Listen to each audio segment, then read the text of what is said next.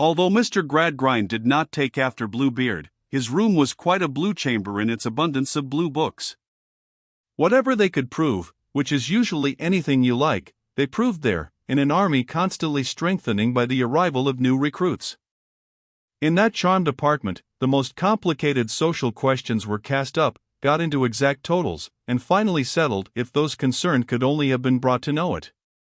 As if an astronomical observatory should be made without any windows, and the astronomer within should arrange the starry universe solely by pen, ink, and paper, so Mr. Gradgrind, in his observatory, and there are many like it, had no need to cast an eye upon the teeming myriads of human beings around him, but could settle all their destinies on a slate, and wipe out all their tears with one dirty little bit of sponge. To this observatory, then, a stern room, with a deadly statistical clock in it, which measured every second with a beat like a rap upon a coffin lid, Louisa repaired on the appointed morning. A window looked towards Coketown, and when she sat down near her father's table, she saw the high chimneys and the long tracts of smoke looming in the heavy distance gloomily. "My dear Louisa," said her father, "I prepared you last night to give me your serious attention in the conversation we are now going to have together. You have been so well trained, and you do, I am happy to say, so much justice to the education you have received, that I have perfect confidence in your good sense. You are not impulsive, you are not romantic, you are accustomed to view everything from the strong dispassionate ground of reason and calculation. From that ground alone, I know you will view and consider what I am going to communicate." He waited, as if he would have been glad that she said something. But she said never a word. "Louisa, my dear, you are the subject of a proposal of marriage that has been made to me." Again he waited, and again she answered not one word. This so far surprised him, as to induce him gently to repeat, "A proposal of marriage, my dear?" To which she returned, without any visible emotion whatever, "I hear you, father. I am attending, I assure you." "Well," said Mr. Gradgrind, breaking into a smile, after being for the moment at a loss, "you are even more dispassionate than I expected, Louisa. Or, perhaps, you are not unprepared for the announcement I have it in charge to make?" "I cannot say that, father, until I hear it. Prepared or unprepared, I wish to hear it all from you. I wish to hear you state it to me, father." Strange to relate, Mr. Gradgrind was not so collected at this moment as his daughter was. He took a paper knife in his hand, turned it over, laid it down, took it up again, and even then had to look along the blade of it, considering how to go on. "What you say, my dear Louisa, is perfectly reasonable. I have undertaken then to let you know that, in short, that Mr. Bounderby has informed me that he has long watched your progress with particular interest and pleasure, and has long hoped that the time might ultimately arrive when he should offer you his hand in marriage. That time, to which he has so long, and certainly with great constancy, looked forward, is now come. Mr. Bounderby has made his proposal of marriage to me, and has entreated me to make it known to you, and to express his hope that you will take it into your favorable consideration." Silence between them. The deadly statistical clock very hollow. The distant smoke very black and heavy. "Father," said Louisa, "do you think I love Mr. Bounderby?" Mr. Gradgrind was extremely discomfited by this unexpected question. "Well, my child," he returned, "I really cannot take upon myself to say." "Father," pursued Louisa in exactly the same voice as before, "do you ask me to love Mr. Bounderby?" "My dear Louisa, no. No. I ask nothing." "Father," she still pursued, "does Mr. Bounderby ask me to love him?" "Really, my dear," said Mr. Gradgrind, "it is difficult to answer your question." "Difficult to answer it, yes or no, father?" "Certainly, my dear." Because, here was something to demonstrate, and it set him up again, because the reply depends so materially, Louisa, on the sense in which we use the expression. Now, Mr. Bounderby does not do you the injustice, and does not do himself the injustice, of pretending to anything fanciful, fantastic, or, I am using synonymous terms, sentimental. Mr. Bounderby would have seen you grow up under his eyes, to very little purpose, if he could so far forget what is due to your good sense, not to say to his, as to address you from any such ground. Therefore, perhaps the expression itself, I merely suggest this to you, my dear, may be a little misplaced.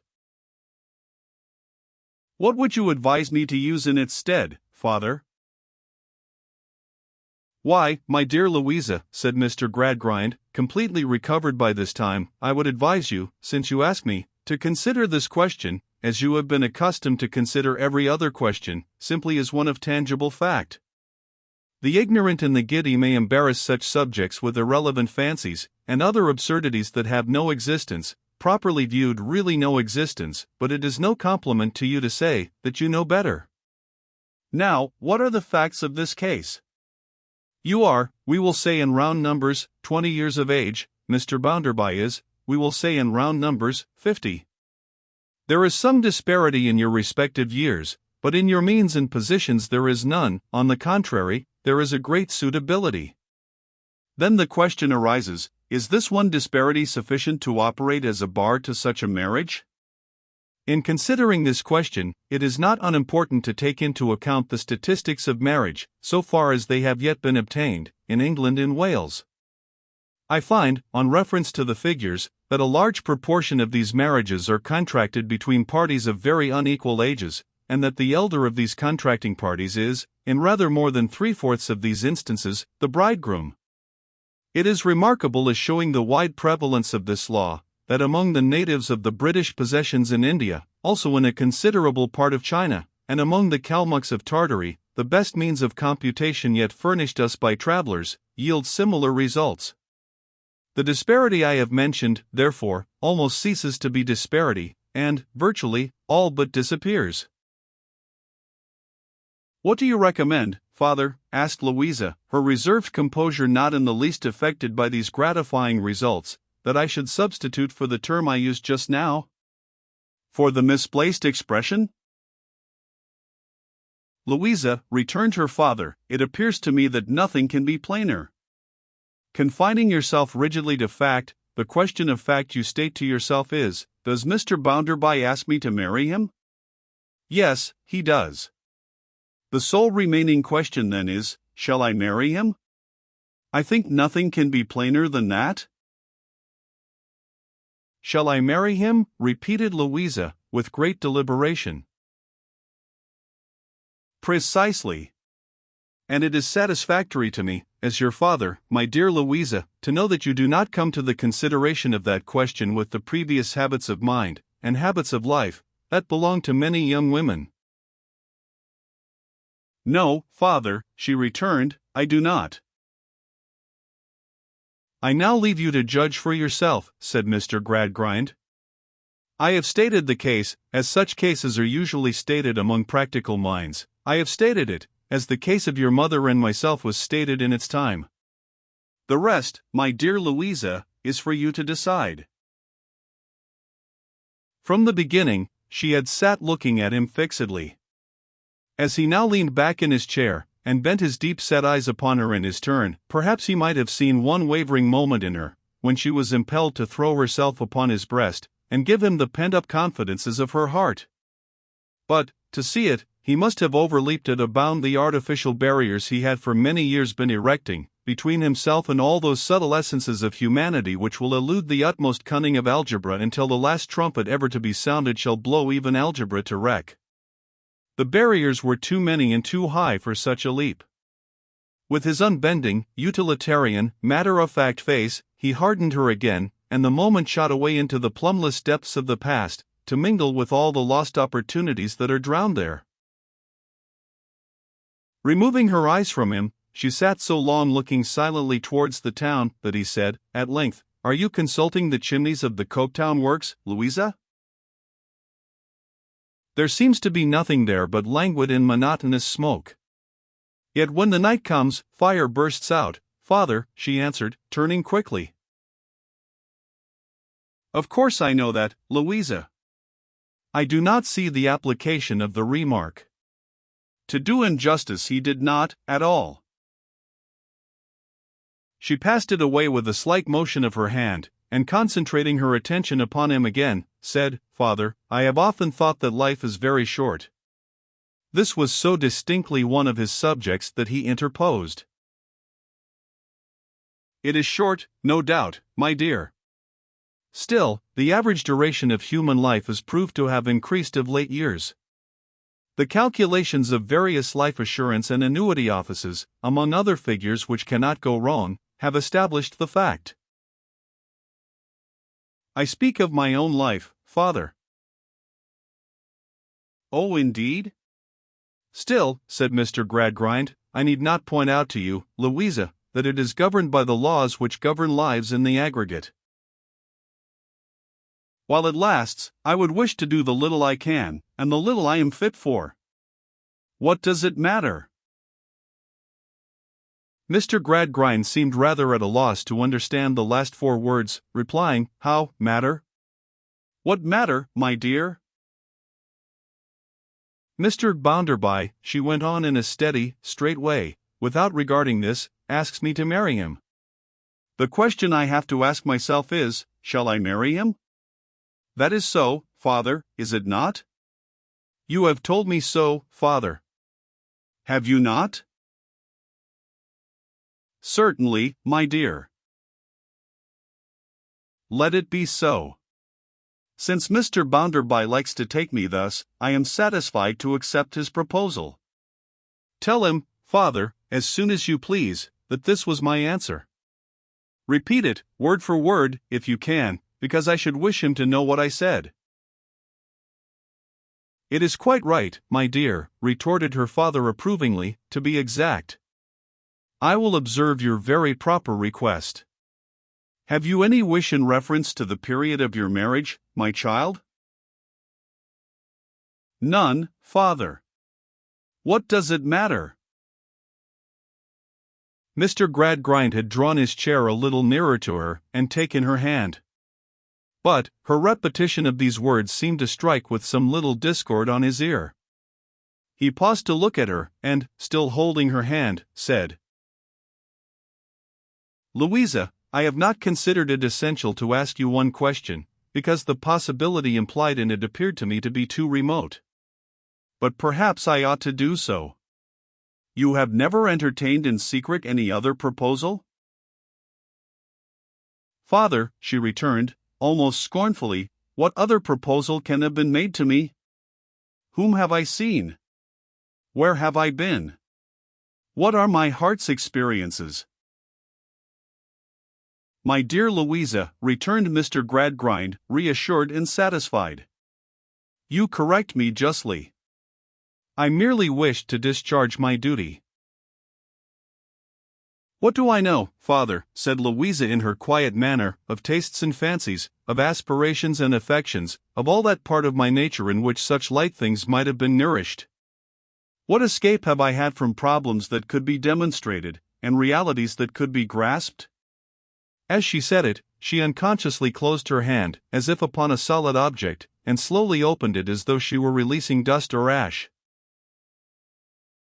"My dear," assented her eminently practical parent, "quite true, quite true." "Why, father," she pursued, "what a strange question to ask me. The baby preference that even I have heard of as common among children, has never had its innocent resting place in my breast. You have been so careful of me, that I never had a child's heart. You have trained me so well, that I never dreamed a child's dream.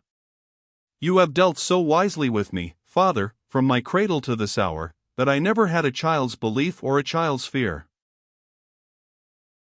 Mr. Gradgrind was quite moved by his success, and by this testimony to it. "My dear Louisa," said he, "you abundantly repay my care. Kiss me, my dear girl." So, his daughter kissed him. Detaining her in his embrace, he said, "I may assure you now, my favorite child, that I am made happy by the sound decision at which you have arrived. Mr. Bounderby is a very remarkable man, and what little disparity can be said to exist between you, if any, is more than counterbalanced by the tone your mind has acquired. It has always been my object so to educate you, as that you might, while still in your early youth, be, if I may so express myself, almost any age. Kiss me once more, Louisa. Now, let us go and find your mother. Accordingly, they went down to the drawing-room, where the esteemed lady, with no nonsense about her, was recumbent as usual, while Sissy worked beside her. She gave some feeble signs of returning animation when they entered, and presently the faint transparency was presented in a sitting attitude. Mrs. Gradgrind, said her husband, who had waited for the achievement of this feat with some impatience, allow me to present to you Mrs. Bounderby. Oh, said Mrs. Gradgrind, so you have settled it. Well, I'm sure I hope your health may be good, Louisa, for if your head begins to split as soon as you are married, which was the case with mine, I cannot consider that you are to be envied, though I have no doubt you think you are, as all girls do. However, I give you joy, my dear, and I hope you may now turn all your illogical studies to good account. I am sure I do. I must give you a kiss of congratulation, Louisa, but don't touch my right shoulder, for there's something running down it all day long. And now you see, whimpered Mrs. Gradgrind, adjusting her shawls after the affectionate ceremony, I shall be worrying myself, morning, noon, and night, to know what I am to call him. Mrs. Gradgrind, said her husband, solemnly, what do you mean? Whatever I am to call him, Mr. Gradgrind, when he is married to Louisa. I must call him something. It's impossible, said Mrs. Gradgrind, with a mingled sense of politeness and injury, to be constantly addressing him and never giving him a name. I cannot call him Josiah, for the name is insupportable to me. You yourself wouldn't hear of Joe, you very well know. Am I to call my own son-in-law, Mr.? Not, I believe, unless the time has arrived when, as an invalid, I am to be trampled upon by my relations. Then, what am I to call him? Nobody present having any suggestion to offer in the remarkable emergency, Mrs. Gradgrind departed this life for the time being, after delivering the following codicil to her remarks already executed. As to the wedding, all I ask, Louisa, is, and I ask it with a fluttering in my chest, which actually extends to the soles of my feet, that it may take place soon. Otherwise, I know it is one of those subjects I shall never hear the last of. When Mr. Gradgrind had presented Mrs. Bounderby, Sissy had suddenly turned her head, and looked, in wonder, in pity, in sorrow, in doubt, in a multitude of emotions, towards Louisa. Louisa had known it, and seen it, without looking at her. From that moment she was impassive, proud, and cold, held Sissy at a distance, changed to her altogether.